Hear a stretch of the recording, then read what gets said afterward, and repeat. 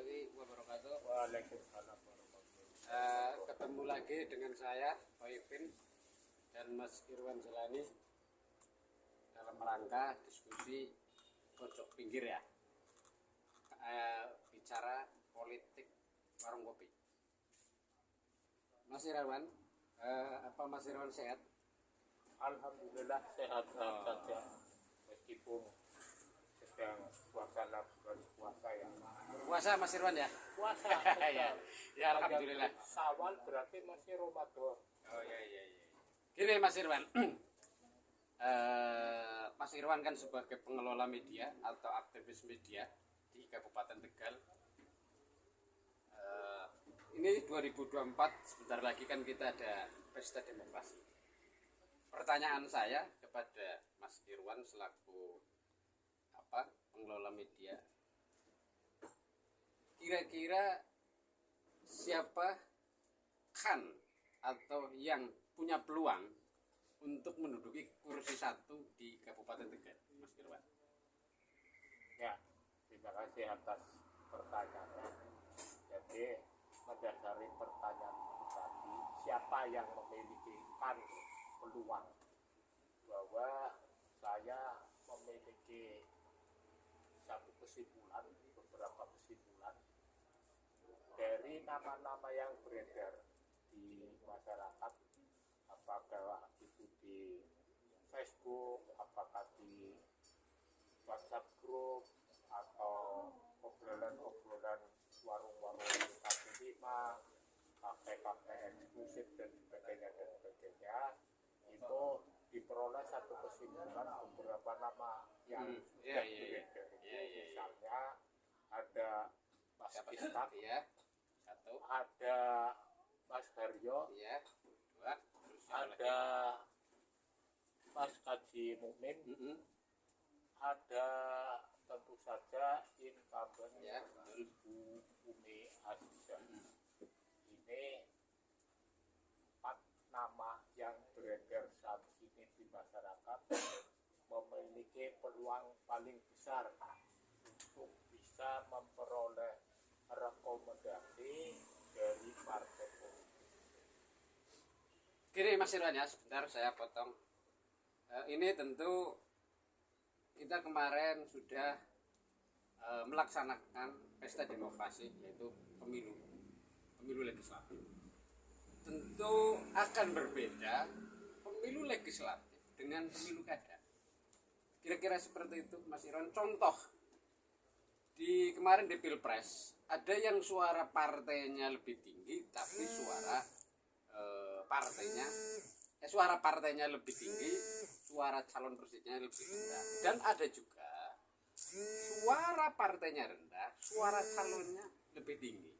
Nah, pertanyaan saya adalah, ketika Kabupaten Tegal itu dimenangkan oleh salah satu partai, apakah nanti linear ya kan, pemilu legislatif dengan pemilu kada? Kira-kira seperti itulah pertanyaan saya. Silakan Mas Irwan. Ya, kalau kita bicara kepartean di Kabupaten Tegal,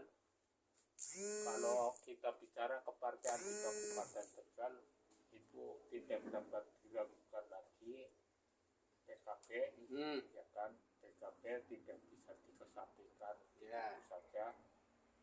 Terus PDIP, pendukung PKB ini juga melalui jaringan ormas-ormas, banom-banom ormas tertentu juga unik di lapangan.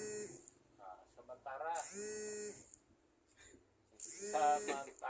itu saya hanya melihat melalui jaringan ormas ini baru PKB saja yang memiliki struktur kuat, bisa untuk satu suara, satu komando. Tetapi memang tentu saja pemikiran politisi-politisi di Kabupaten Tegal untuk memasangkan calon yang pas dan cocok bisa diterima oleh masyarakat secara keseluruhan, ini memang domainnya politisi-politisi pemegang stempel partai di Kabupaten Tegal, bagaimana ramuan masing-masing pasangan calon bupatinya. Kita tentu saja ada banyak masyarakat yang tentu saja tidak berharap para petinggi partai politik di Kabupaten Tegal itu tidak salah memasangkan antara calon bupati dan calon wakil bupatinya. Gini, sebentar Mas Irwan. Karena Mas Irwan selaku pengelola media, ya kan? Apakah per hari ini karena kita menjelang pemilu kada sebentar lagi, apakah Mas Irwan Jilani selaku pengelola media, apalagi Mas Irwan itu medianya banyak, kira-kira seperti itu. Nah, apakah sudah ada yang menghubungi atau untuk mengiklankan atau kemudian untuk ya supaya menulis Jadi si calon begitu? kalau terkait dengan publikasi Belum ya? bakal calon itu belum ada yang menjalin komunikasi dengan saya khususnya, tetapi apakah mereka sudah melakukan komunikasi dengan media lain juga saya tidak mengetahui, tidak mengerti. Tetapi itulah bahwa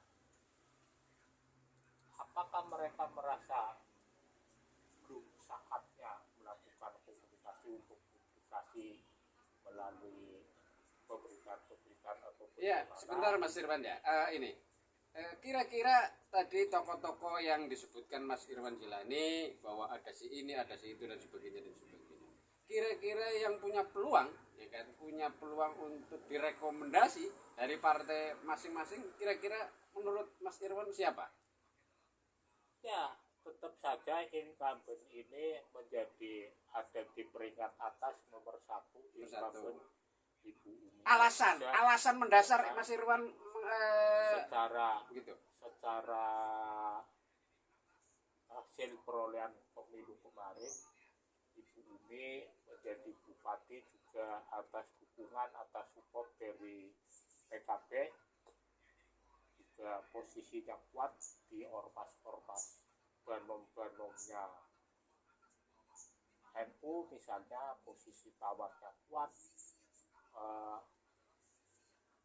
Yaitu nominasi pertama tetap saja akan mengerucut kepada ini, sementara di satu sisi saya belum pernah mendengar pernyataan dari beliau Ibu Umi Azizah bahwa Ibu Umi tidak bersedia menjadi calon bupati. Itu belum ada, sehingga peluang untuk meraih rekomendasi maju lagi di ajang pilkada tetap saja itu kan dari PKB, iya ya kan? PKB. Kan gini, kalau dari partai lainnya saya belum bisa memberikan jawaban. Gini Mas Irwan, ya sebentar, saya potong. Di sini kan ada partai PDI Perjuangan yang tentu di pemilu 2019 meraih 12 kursi. Kemudian ada Gerindra, ada Golkar. Apakah itu tidak dihitung? Kan begitu Mas Irwan. Dan kira-kira di pemilu 2024 ada berapa pasang yang nanti berlaga di pemilu 2024? Mas Irwan, silahkan. Kalau pasangan calon bupati yang besar kemungkinan akan bersaing di pilkada 2024, saya memprediksi nanti ada 3 pasang dari jalur partai politik, sementara nanti 1 pasang besar kemungkinan dari melalui jalur perseorangan. Kenapa jalur perseorangan? Karena calon independen jalur perseorangan itu yang saya ketahui memang bukan anggota partai politik. Saat ini sedang menjabat sebagai kepala desa. Sebagaimana diketahui, kepala desa mana itu? Ya tidak boleh berpolitik praktis, dalam artian memang tidak boleh menjadi anggota partai politik. Oh gitu ya? Ya, jadi bukan. Gini Mas Irwan, sebentar saya potong. Tadi Mas Irwan menyampaikan bahwa incumbent punya hak.